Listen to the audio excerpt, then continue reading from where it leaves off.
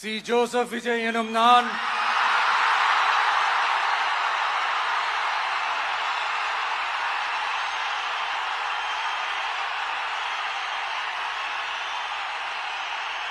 சட்டப்படி அமைக்கப்பெற்ற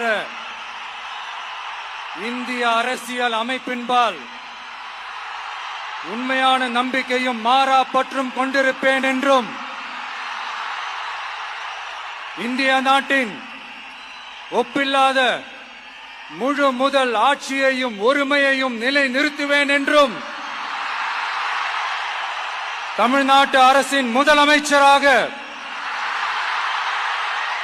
உண்மையாகவும் உளச்சான்றின்படியும் என் கடமைகளை நிறைவேற்றுவேன் என்றும்